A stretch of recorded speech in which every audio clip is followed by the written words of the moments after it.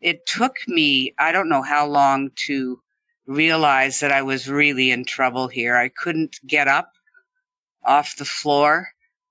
I finally managed to get up onto the bed. I realized, June, you won't be teaching those lessons at 10 o'clock in the morning. You've got to get help. Welcome to the Strokecast. A Generation X stroke survivor explores rehab, recovery, the frontiers of neuroscience, and how to peel a banana with one hand.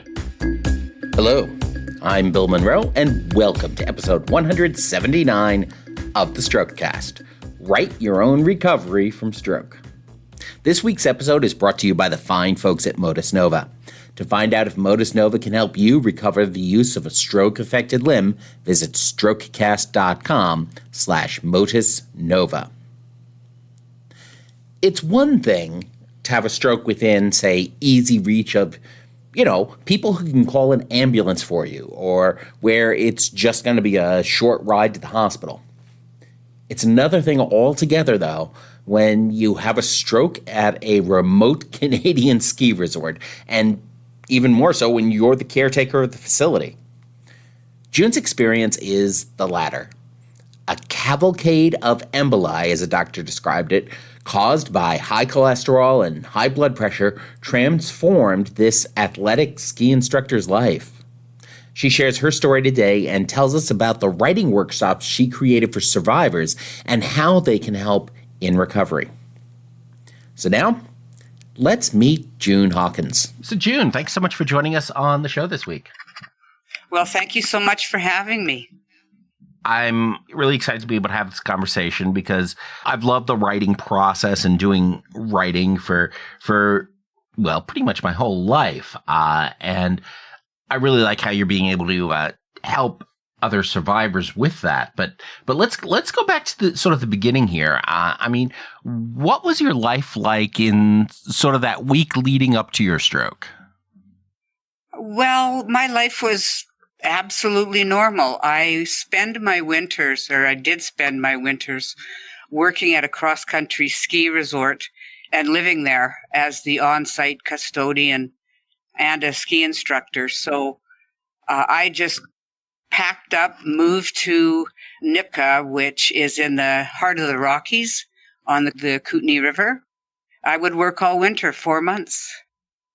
My prime responsibilities were to manage the day lodge, so rentals, lessons, customer service, retail, etc. And at the end of the day, I would go back up to my staff accommodation and wait for the guests to arrive and welcome the guests, show them to their cabins, and get them all settled in. That almost seems like the opening to a Hallmark movie at some point. It was a Hallmark kind of winter, let me tell you. It's a stunning place. Mountains all around, big river flowing by, ski trails to satisfy anybody's ability. It was just lovely. And of course, working with people from everywhere, from all walks of life. It was really a dream come true. Wow. And you're right. That is just absolutely gorgeous country up there. And just so striking. So you're going through this, you're helping your guests, you're enjoying that winter sports life, getting out in the quiet and taking advantage of all that. And then what happened that day you had your stroke? Nothing really untoward. Woke up, went to the day lodge, got everything ready to welcome guests of the day. Even got away for a 10K ski that day.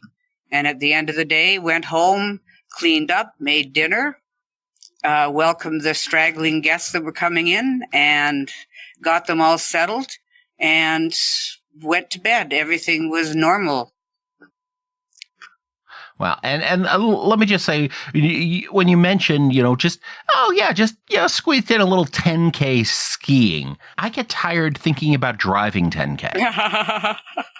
Yes. 10K, really, if you're used to skiing, it's just a little warm up, really. But yes, it's lovely. So you went to bed that night, and then what happened? the first thing I remember is waking up on the floor beside my bed, and it felt like someone picked me up and threw me against the wall. It took me, I don't know how long, to realize that I was really in trouble here. I couldn't get up off the floor. I'm assuming I was getting out of bed to use the washroom and immediately had no use of my left side. I finally managed to get up onto the bed. I realized, June, you won't be teaching those lessons at 10 o'clock in the morning. You've got to get help. Now, Nipika is very remote. It's 40 kilometers from the nearest town that has a very small hospital. And it's about 2.5 hours from the hospital that I eventually ended up in. So I knew I had to get help. Now, we didn't have any cell service, but we did have Wi-Fi. So the first thing I tried to do was text the general manager, Steve, who's the son of the owner. And I couldn't understand my phone. I couldn't do anything. My hands were shaking. My hand wouldn't work. And I was starting to at least be able to stand and kind of hobble around. So the only thing that I could do was get to the satellite phone, which was in the office downstairs. So my accommodations were above the office. Now the stairway was outside. So I had to make it down a set of stairs to the office to get the satellite phone. But it was the dead of winter. It was February 1st, 2021. At this point, I have no idea what time has elapsed. So I managed to get my coat and my boots on, and the only thing I could think of going down those stairs was don't fall. Just don't fall. The nearest cabin was about 200 meters away, so I would never make it that far. So I managed to get down the stairs by lifting my left down each step and going a step at a time. And, of course, using the handrail.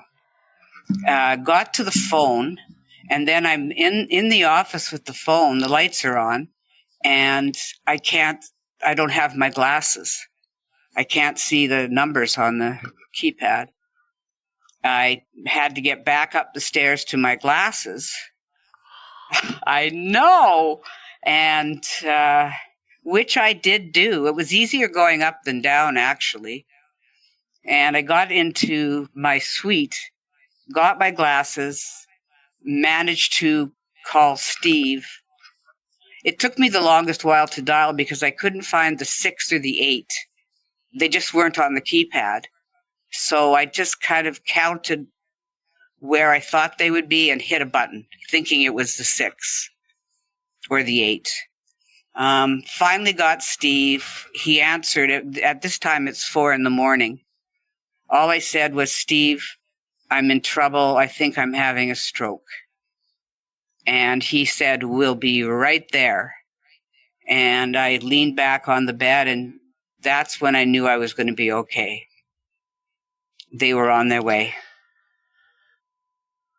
Oh, that's amazing. That sudden point where, help is on the way and you can now relax because you've done your part. You've done your job, and the rest of it is going to be in somebody else's hands. That is, oddly, it's a very relaxing moment.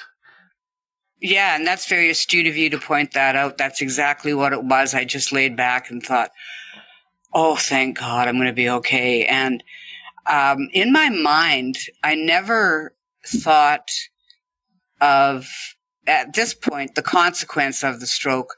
I just knew I was going to be okay. If I could make it down those stairs and back up, I knew that I would get through this.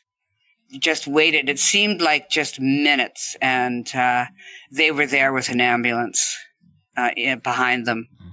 I remember them rushing up the stairs, the look of absolute agony on their faces. So Steve and his dad, Lyle, the owner, and they just helped stumble me down the stairs into the ambulance. And off I went. So you're now getting into this ambulance, and obviously the closest hospital is a small one and is already a long distance away. So was that where they took you, or did they take you to a different facility? They initially took me to the hospital, the smaller hospital in a town called Invermere. And immediately the emergency doctor came out and said, no, get her. It identified it was definitely a stroke. I had very poor use of my left side, left face droop. I couldn't use my left arm. And he said, no, take her to Cranbrook. So that was a larger, but a rural regional hospital. And that's where I went. And I remember complaining to the ambulance attendant, can you just turn off the siren? It went the whole way. So 2.5 hours, the siren was going. So when I hear a siren now, it makes my teeth hurt. Right. And if they're used to driving 2.5 hours with the siren on, they probably didn't even hear you asking them to turn it off. No, they said it's protocol. We got to keep it on. And that was it. Wow. So you had this 2.5 hour ambulance ride. You had however long it took from when you found yourself on the floor. When you got to that larger hospital, or what treatment were they able to do? Were you in the window for anything like TPA or? No, not at all. We figured it was probably close to 7 hours in time. From the time of the incident to the time I got to the hospital. So no, I wasn't. So they immediately did an MRI. Mm-hmm. I was in emerge for, I don't know how long I was in emerge.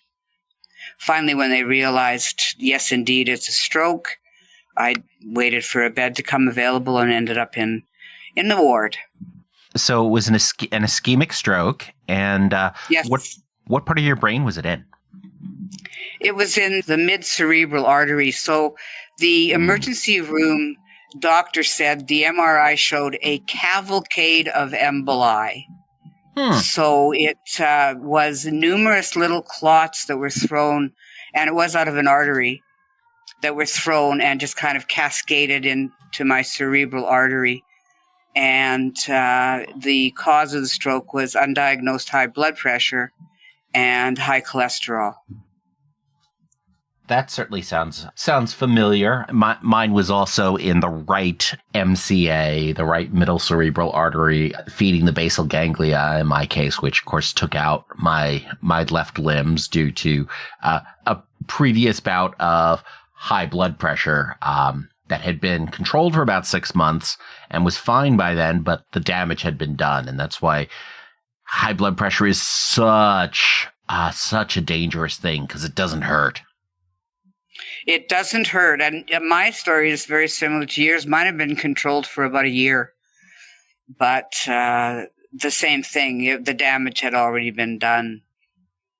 And I thought I was tackling it, staying healthy, staying active. But as you say, the damage was already there. And that's something else to keep in mind about high blood pressure, too, and high cholesterol, is that when I say that this contributed to my stroke, people look at me and go, yeah, that seems about right.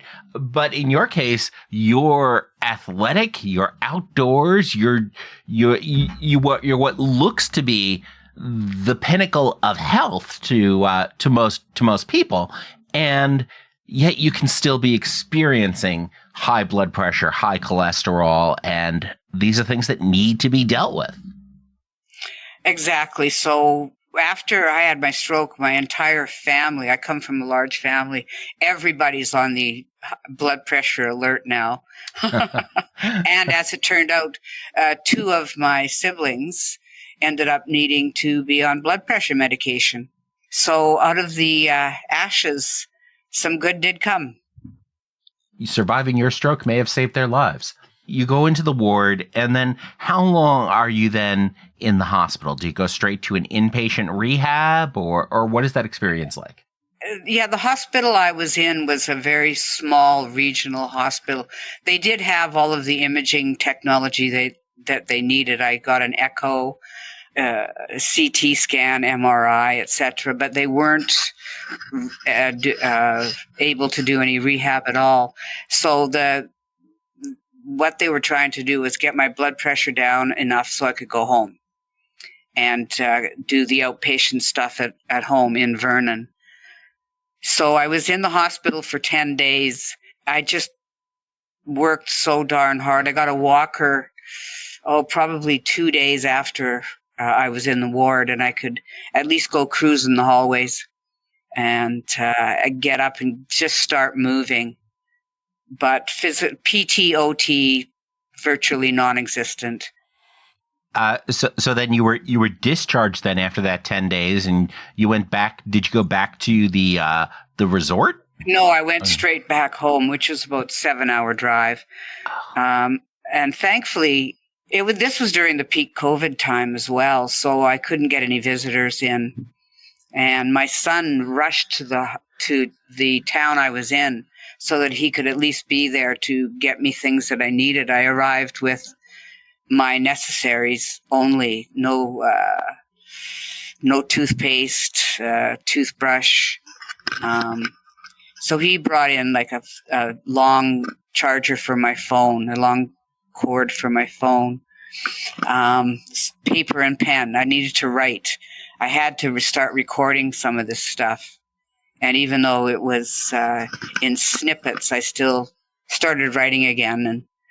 And if it wasn't for him being there, I think I would not have been so optimistic about getting home. So he arranged everything for me to get me back home.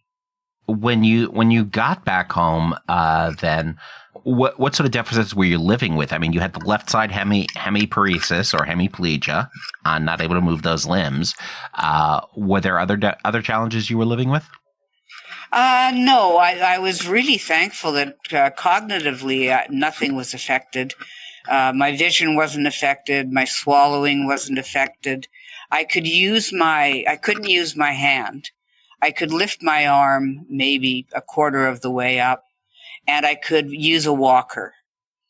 So I adapted the shower with a shower seat, and immediately started PT and OT here at the hospital as an outpatient. And that was incredibly helpful. And once it was realized that I had family around me, they had come to be of assistance, a sister and a brother-in-law and my son. It was determined that I should go to Vancouver Island and stay with my sister while my physical recovery was going on. So that's what I did. Or how long did it take until you were able to return to your home then? I was there 6 weeks or 7 weeks, and I had very kind of serendipitously gotten an appointment with a neurophysio who specialized in stroke recovery. She was a gift, such a gift. The first time I went to see her, she did the assessment. So I go in with my walker and I'm hunched over and feeling quite alone and defeated. And she did an assessment on me and she said, well, the first thing we need to do is get rid of that walker. You need to use a cane or walking sticks. And your balance is just far too good. And I perked up immediately. I just thought, yes, thank you. And so actually at the end of that session, we went for a 1 kilometer walk with ski poles. And that my recovery, physical recovery, just took off from there. So with a lot of work, a lot of picking up coins out of a bowl and dropping them into another bowl and using various aids, I was able to start to get some use of my hand back. Very minimal, but I worked at it every day. And once it was determined that I could go home and take care of myself, we got me back home. The test for me going home was if I could walk to the grocery store, which was a short distance away, buy everything for dinner, make dinner, and clean it up, then I was able to go home. So that's what we did. And I made a lovely chicken dinner, I must say. That's fantastic. That's sort of a great metric. A lot of times when the medical team is, well, at least in the U.S., talking to insurance companies or otherwise assessing whether you can go, a lot of times it's, well, can you do your sit to stands? Can you walk X number of meters? When really what matters is, can you get done the things you need to do with life? Getting to the grocery store, acquiring your groceries, making your dinner. That's the important stuff. I've often felt here in Seattle, I tend to think of the Starbucks model. Can you walk to the nearest Starbucks or get yourself there? Are you able to order your beverage? Are you able to go ahead and sit down in that environment? And are you able to return home? Because so much of the different elements of recovery and so many of the different deficits we navigate can come into how you can do different things in that context. Yeah, I completely agree. Yes, I completely agree. I think the most difficult component of my little test to get home was actually dealing with the sensory overload of the grocery store. I found that to be very, not confusing, but just I had to concentrate so much that's what tired me out more than the actual tasks at hand. That makes a ton of sense because so often we don't realize that so much of what our brain does is ignore stuff. I mean, exactly. Yes. And with a stroke, it's like it's all there in full volume and nothing is shadowed by anything else. It's almost all blaring at you at the same time. Today, do you then have to do other things to address that sensory overload, headphones or sunglasses as you go out or anything like that? Yes, I'm thankful to say that I don't have that to the extent that I did. My brain is still healing, so it's still fatiguing me. So I would say that my biggest deficit right now is neural fatigue. Yeah, I just get tired. I need a nap. And so I do.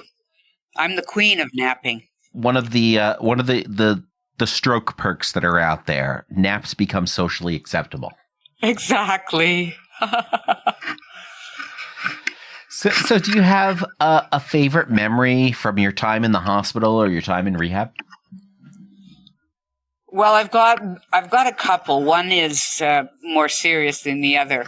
I remember the emergency room doctor. The standard test that they give to you, the nurses and the doctors, is they hold out their index finger and the finger next to it, and they tell you, grab my fingers and squeeze. So when I did that, I squeezed, and she said, come on, harder with your left, which is my affected side. And I squeezed as hard as I could. And she pulled her face closer to mine and looked at me with a big smile on her face and said, you're going to make a full recovery. And those words stayed with me through all of my recovery. They still stay with me, her saying that. And even though she could feel that I had some strength in the left, she gave me words to live by. I do have a funny memory from the ward. I went for my after-dinner walk, which I always did, walking up and down the hallways and saying hi to patients, etc. And I got back to my bed, and there's a woman in my bed. I have no idea who she is, and I just looked at her and said, hello, and she popped up like a jack-in-the-box and said, good morning. And I said, oh, I better get a nurse. And so as it turned out, it was another patient who had gone wandering and thought she was in her room. So she just crawled into my bed. She was escorted very nicely out and back to her room. So those were the kinds of things I wanted to write down. I just wanted to record it. That's what's so important. I think a lot of us don't realize it's early in the process. And surprisingly, it's not one of our highest priorities when our main concern is, am I going to live and am I ever going to do any of these things again?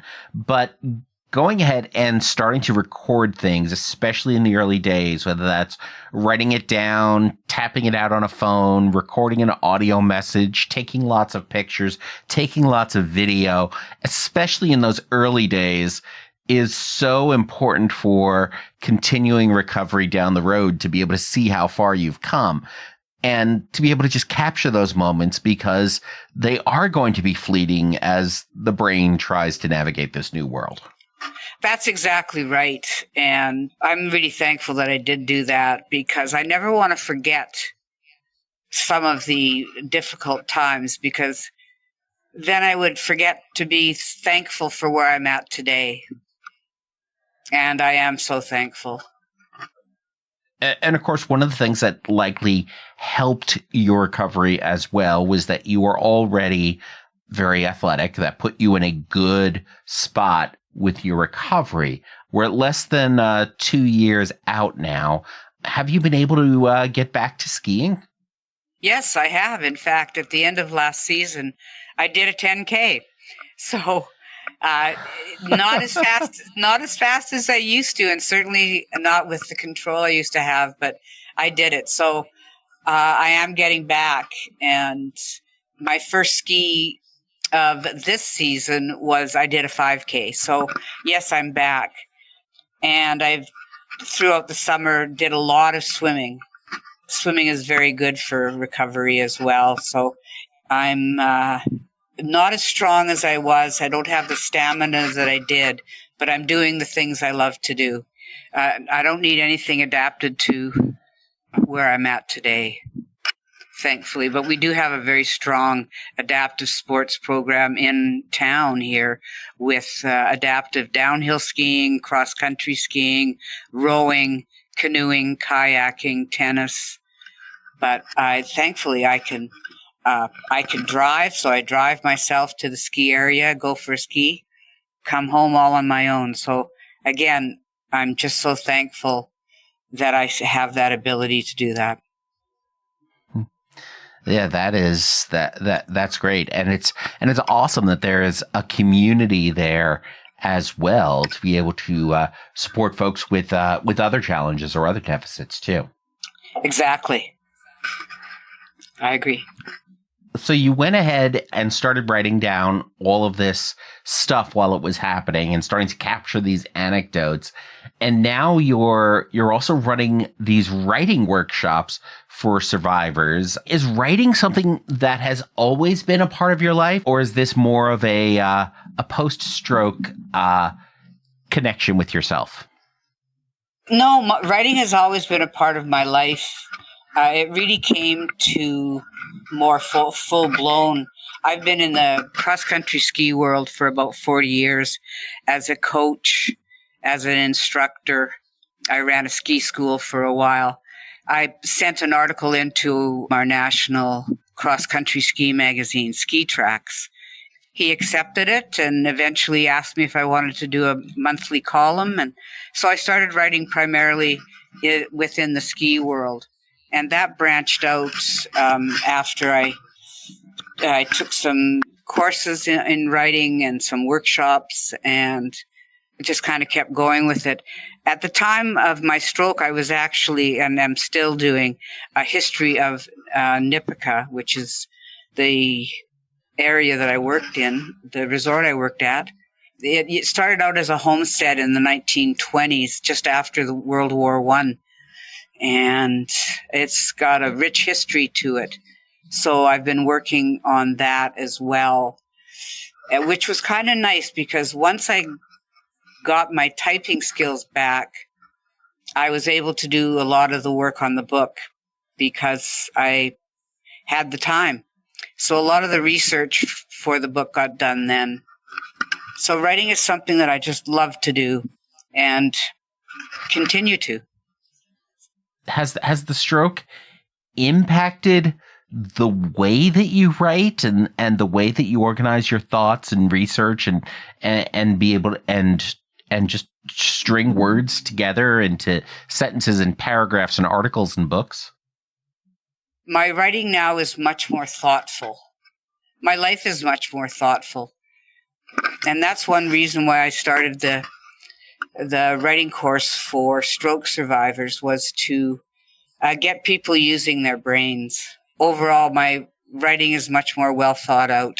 It's fascinating how the stroke experience tends to drive more deliberate decisions or deliberation about things that we do in life. I agree completely. I like to be exact.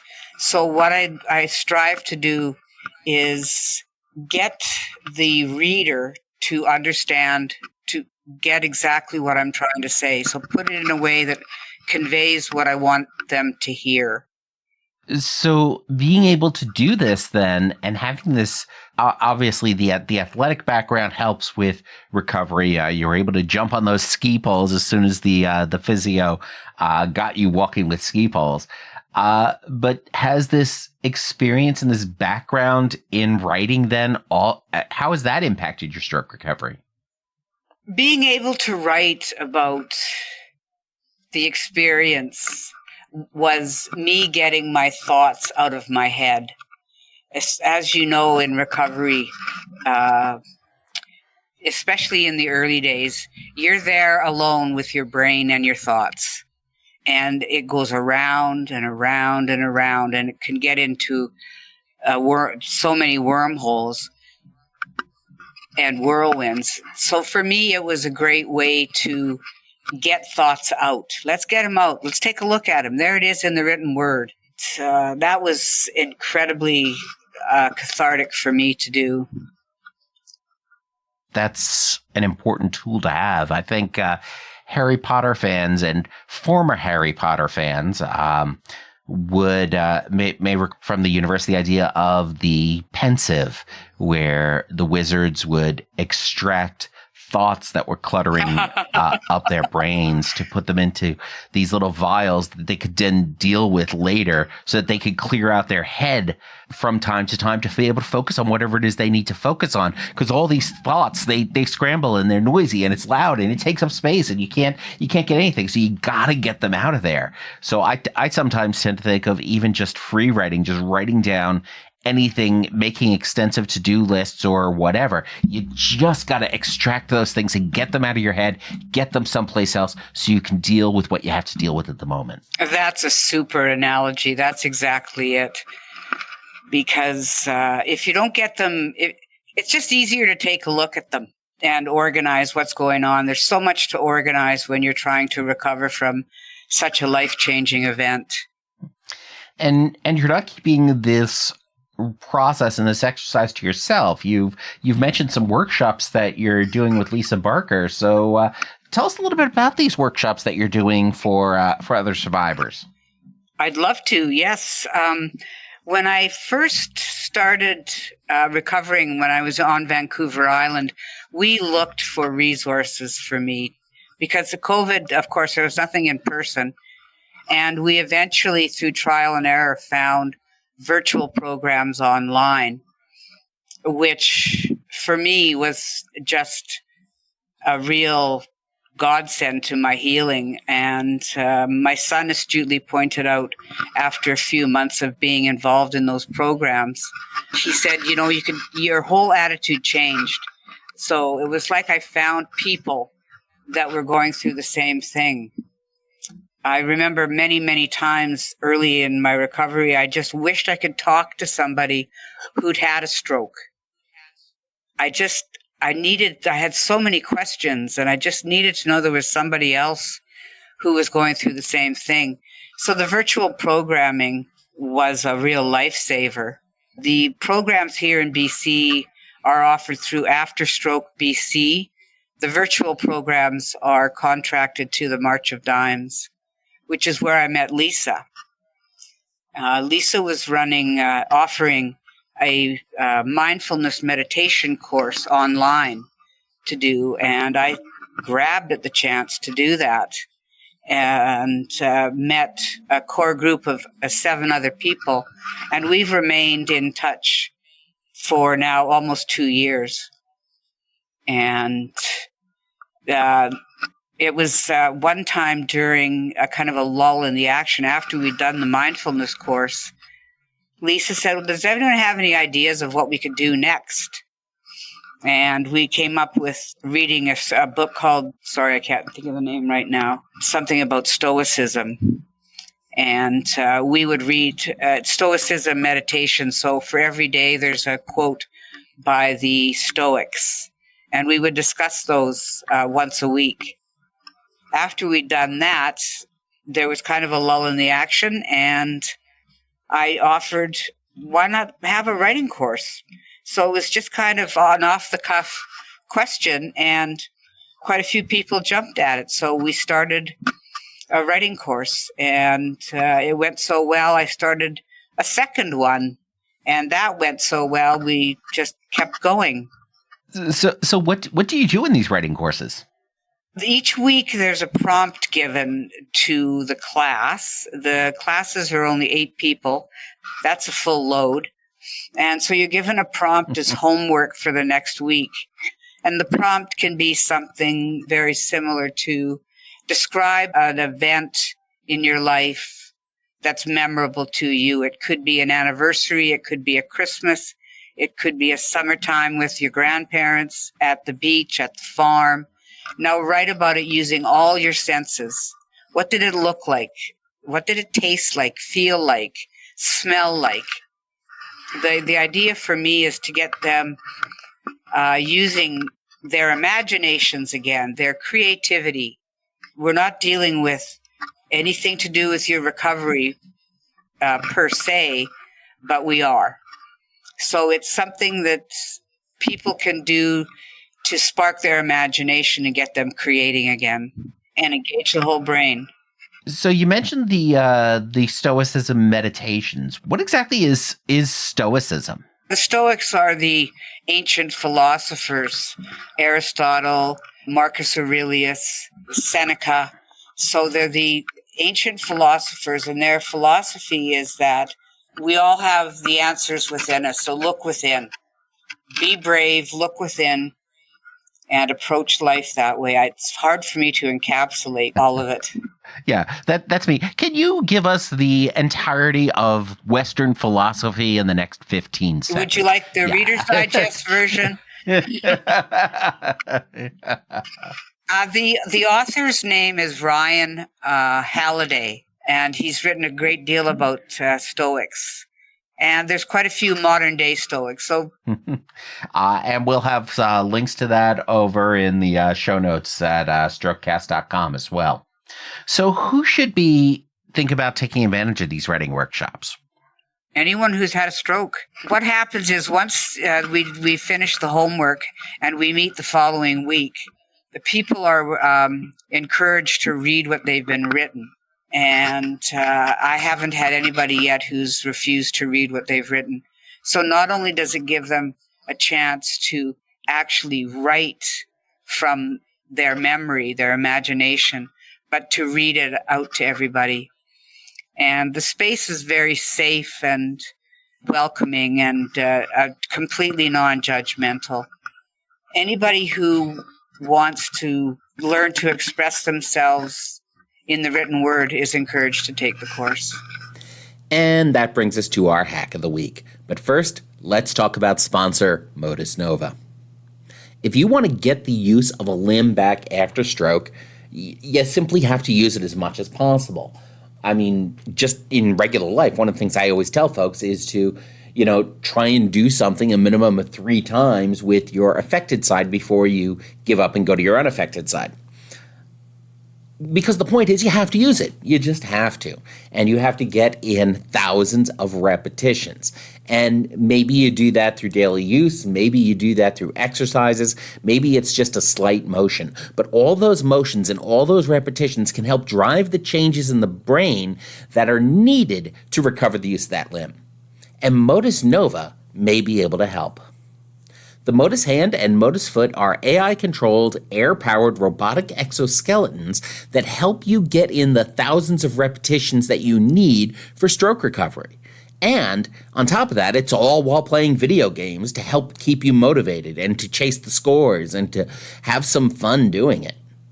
To learn more and to find out if Modus Nova can help you, visit strokecast.com/Modus Nova. Use promo code STROKECAST to save 10% off your first month. And now back to our hack of the week. My OT suggested typing as a way to get my left hand dexterity back. So once my fingers started to actually get moving independently, I tried typing. Now I do everything on a laptop, and it's got a very sensitive keyboard. And I found that my left hand, when it dragged, it would all of a sudden drag to something that would, all of a sudden I'm in 400 Zoom or in another program, or I've deleted the document, and it just wasn't working. And I was getting really fatigued at my desk because I had to put my arms up to arch them over the keyboard. And I found that initially very fatiguing. So I bought a breakfast in bed table, and I put it on my bed. Got another keyboard, plugged it in.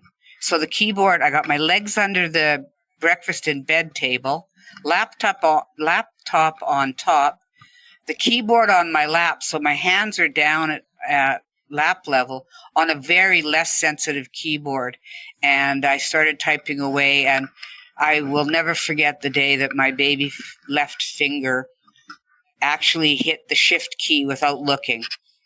I just quietly but exuberantly rejoiced in my bedroom. Well, that's awesome. And there's so many different ways to take advantage of that, and so many different keyboards and tools that you can use to do that. That's yeah, great. that's exactly right. It's been the best thing. One of the best things that I've done, because I was able to type at a speed that kept pace with my thinking, and which is the way I like to write. I'm not a handwritten kind of person. My brain goes way faster than my hand can write, so my writing is quite atrocious. It's trying to keep up with my brain, but typing worked out just fine. So what is one thing you wish that you had been told in the early days of your recovery? How to get resources, what was available to me, especially given the fact that the resources weren't in the hospital that I was in, and that I had some resources here when I got back home, but I was unaware completely of the amount of virtual information, virtual groups there was, or information online like your Strokecast, other podcasts on stroke recovery. It would have been helpful to have something like that to kind of enter into this new world. Sort of that welcome to the stroke club type of thing. Welcome to your new community, and I love it. I'm continually surprised and humbled by the courage that stroke survivors exhibit. It ain't for wimps. That is very true. You know, one of the main reasons I started this show was that when I had my stroke, I had already had an existing podcast about public speaking, so naturally I went looking for podcasts to learn more about stroke and didn't really find any relevant. So I was like, well, I guess I have to go ahead and start my own then. Well, and I'm so thankful you did. I've learned so many wonderful, optimistic, upbeat things off your podcast that I'm just very thankful that I'm on your show. Looking back on it now, you found this community. You've got these workshops. You're back to skiing now. You've learned so much, but been through so much as well. Ultimately, was your stroke a blessing or a curse? Well, that's a good question. I certainly don't view it as a curse. I'm not quite to the full blessing yet. but it's gifted me a lot of things. Mainly, I think empathy is one thing. The ability of the body to repair itself, the power of optimism, the power of perseverance, and the need to slow down in this crazy world. This could happen to anybody, and none of us are ready for it. It's taught me a lot of things about the way to manage life. Love the simple moments. And that is a great place to go out on. So June, if folks want to know more about you and what you're up to, or maybe they want to learn more about your workshops, where should they go? It's all on withstrokeofmypen.ca. That's it. There's a link there to my email. Great. And we'll have all of those links over in the show notes as well. So June, again, this has been fantastic. Thank you so much for joining us today. Well, I'm so thankful that you're having me on the show. I think June's classes and writing seminars are, really a great idea. I mean, there's a lot of power in just using writing to clear your head and to let your thoughts breathe. And I don't necessarily mean the physical act of having to put pen to paper if that's not something you can do, or fingers to keyboard if that's not something you can do yet. But the act of getting words out of your head and into another format like that is really powerful. You're using writing to clear your head and to really let your thoughts breathe, which they need to do. Folks in all sorts of fields do recommend journaling as a safe way to explore ideas and clear your mind, and almost as a form of meditation. I mean, and it's not just about brain injury. I think a lot of people get hung up on the idea that they can't write. What they mean is they think they can't write well. But you see, here's the thing. This type of writing is not about the final product. It's about the process and practice itself of writing. All that matters is that you do it, not how well you may or may not do it. And if through this process you end up producing something that someone may want to actually read, that's just all the better. That's just pure bonus. Of course, another key element we always have to talk about is the one that kicks off June's story, and that's that hidden hypertension. High blood pressure, generally it doesn't hurt. You can have high blood pressure and simply not know. And lots of seemingly healthy people can be experiencing it. I mean, June was very athletic. She's just doing 5Ks and 10Ks out in the wilds of Canada as if it was almost as if it was nothing. She was still living with high blood pressure and high cholesterol. And being athletic doesn't mean you don't have that. When you do have high blood pressure, it of course gradually damages the blood vessels over time. And that damage is what can lead to a stroke. It got June, it got me, and it got millions of other people around the world. So it's really important for you to simply know and to control your blood pressure. You can check it with a home blood pressure monitor. Check it frequently. Those home monitors are not expensive. You can find them easily on Amazon for under $50. Actually, in a future episode, we're going to be talking specifically about some of the technology around those home blood pressure monitors. So know what your blood pressure is, find out, and if it's above 120/80 on a consistent basis, make sure you talk to your doctor about that. On another note, I would really appreciate it if you could help me out and complete the Strokecast listener survey. For those of you who have already completed it, thank you very much. I really appreciate the insights that you have shared. But it is a short survey, so go ahead, visit strokecast.com/survey, and just complete the questions there. I want to know what you think about the show and what you want to hear more from in the show. And I've already seen some great ideas in the early results. So go ahead and visit strokecast.com/survey. And if you complete it before March 31st, 2023, you may even win a $25 Amazon gift card. So that's just another little bonus for going ahead and doing that. Strokecast.com/survey would really help me out and help make a better show even going into the future. So that's it for this week. To learn more about June and her writing workshops, head on over to strokecast.com/June. Be sure to share this episode with someone you know by giving them the link strokecast.com/June. Please complete the Strokecast listener survey over at strokecast.com/survey.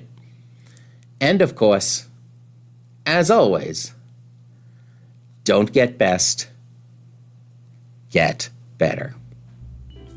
Thanks a lot. I'm Bill Monroe, and I'll talk to you soon.